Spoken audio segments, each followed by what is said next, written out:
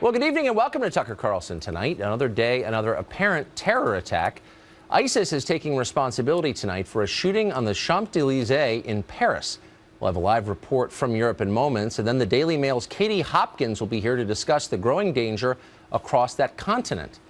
But first, the war over President Trump's immigration policies continues tonight. Juan Manuel Montes, an illegal immigrant, was deported in February. Now he's suing. He says he should have been protected by DACA. That's the federal program devised by the Obama administration that defers deportations for illegals who arrived as minors. The big twist, though, the case will be heard by Gonzalo Curiel. You'll remember he's the Mexican-American judge the president accused of bias last year. Julia Arce was an illegal immigrant, but despite that, she eventually made it in finance here in the United States. She became a vice president at Goldman Sachs. She recently wrote a piece accusing the Trump administration of creating a deportation force that will drive out millions of immigrants. She joins us now. Julia, thanks a lot for coming on. Thank you for having me. So you applied for a job and were accepted at Goldman Sachs and ascended in the ranks, but you were here illegally. That suggests that you used an illegal Social Security number, someone else's, a stolen Social Security number. Whose was it? I did. I used a fake Social Security number that didn't belong to anyone. It was a completely made-up number. And, unfortunately, that is what young people who are incredibly driven are forced to do, given the immigration policies that we currently have. I was very fortunate to be able to become an American citizen eventually when I got married to a U.S. citizen. But for millions of people, this line that we continually talk about doesn't actually exist. There isn't a pathway for people to get documented, including the young man that you just mentioned that was deported recently. But you said you were forced to do it. My understanding is that's a felony punishable by 5 to 10 years in prison. Do you have any regrets for committing a felony to take a job? So it actually, the felony conviction you're talking about really depends on what state. And I did not commit identity theft. As I said, the social that I used was completely fake. I absolutely wish that I didn't have to do that. I wish that there had been a pathway for me to become a permanent resident and eventually a citizen. I came here when I was 11 years old, and so I absolutely wish that there had been another way. But given the circumstances that I was in, that really was my only choice and my only option. And I did the best that I could with the circumstances that I had. And as you said, I became a vice president at Goldman Sachs and later became a director at Merrill Lynch. Right. So you had no choice but to work at Goldman Sachs. I guess it sounds to me like, and congratulations on your success in this country, I think you'd be a little more grateful for the opportunities the country offered you. It sounds like you're blaming the country for laws that you don't like. You're saying with a straight face you had to violate our laws because they were unjust laws.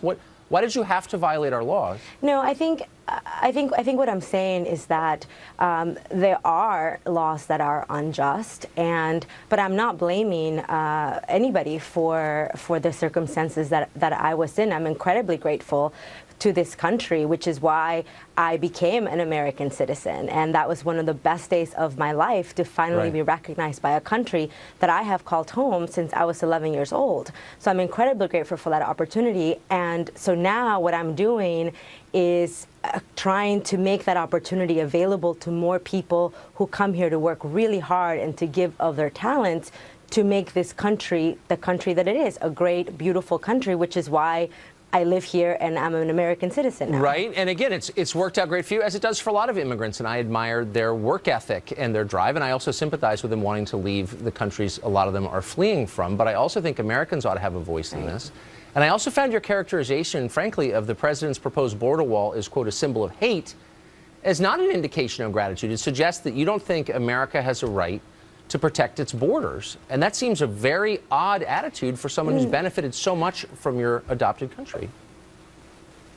No, not at all. I don't think that makes me ungrateful. I think that makes me a citizen of the country who also gets to have a voice. And my voice might be different than your voice, but we both get to voice our opinions. But I'm not. Of course, I'm not challenging your right to say what you think, and I would defend it literally. However, I don't understand why a country's desire to protect its border is this is an expression of hate. Well, what because does that mean? I think that the point that I'm trying to make is that the wall is not the best way to protect our borders. Listen, I live here. I want this country to be safe. My children are going to grow up in America as American citizens born here. And so I absolutely want our country to be safe, but building a wall that is going to cost, by the way, billions of dollars of American taxpayers, my tax dollars are going to go to build a wall. You know what? I don't have any patience for that argument because I don't think it's. Hold on. That isn't going to. It isn't going to protect us. Okay. How is a wall going to protect? So you're saying it's too expensive. You're saying the wall is too expensive, but you know that's not actually what you said. You said it's an expression of hate, and I just want to get to the bottom of that. Why is it hateful to want to build a wall? A lot of Americans do, the majority in some surveys. Why is that related to hate? It is a hateful symbol. It is a symbol of hate against immigrants. It is a symbol of hate against Mexican immigrants, which, you know, the president, Mr. Trump, ran his campaign on. So I do still view the. But why is it a symbol of hate? Well, hold on. Why is it? I just want to get to the bottom of this because you're throwing around language that has an effect on people's attitudes, and it's pretty heavy duty because it presumes motives that you can't know. You don't know that people who support the wall hate Mexican immigrants. A lot of people coming across the border are not from Mexico, as you know. They're Central Americans. Is it legitimate? Is it morally legitimate for an American to say, I want control of who comes into my country, and we don't have that, and so a wall will reestablish that control? For you to denounce that as hate seems a little much. And I would absolutely welcome a conversation about how do we create a system by which people can come here legally that will benefit Americans, that will increase tax revenue, that will increase economic activity. So we should have that conversation. We're having that conversation now, and you're not answering, with respect, you're not answering my question. You're not answering the key question here. But let's get to another question. I am answering the question. The question is why is it a symbol of hate for people to disagree with you on the wall? As a Mexican immigrant, I can have an opinion that wall, to me, symbolizes a symbol I'm merely of hate. asking you to explain your opinion. I'm not challenging your right to have one. I think you have a right to have any opinion you want. But I think I have a right to ask you what you're talking about, and you can't explain it. So let's move on to the next question, which is really simple. How many people should we allow into this country illegally every year? Let's be precise, since you do this for a living. How many people should we allow in illegally every year? I don't think that we should allow people illegally into the country. I think that we should create a pathway so that people can come into the country legally. I never had to cross the border illegally. I came here on a tourist visa. So I don't know what it's like to risk your life to come here, but many people do die trying to come to our country. They sure do. And so I want to have a way so that people who want to come work in this country can come work in this country legally. Okay, how many? Well, there are 320 million people in the country. Again, you do this for a living. This is not something that you haven't thought about, presumably. How many people should we let in every year? We let in about 1.5 million legally. What should that number be? And we're interested in the answer. I certainly am. What is it? Yeah, I think that we have to have a deeper conversation to come up with a number that makes sense. But, you know, the number right now, for example, when we talk about high-skilled worker visas, HB1 visas, we only have 85,000 visas that we give out every year through a lottery, and that number hasn't changed in decades. Right? We haven't looked at our immigration system, both the legal immigration system and how do we create a pathway to citizenship for the people here undocumented. Look, I'm trying to be respectful, and I do respect your achievements, and I think you're clearly a talented person. But I think if you advocate for policy changes, you ought to be able to define what they are and then defend them. And you can't. And many other people in your position can't. And I just want specifics. That's it. I'm not trying to be mean, but you can't provide them, and I'm disappointed.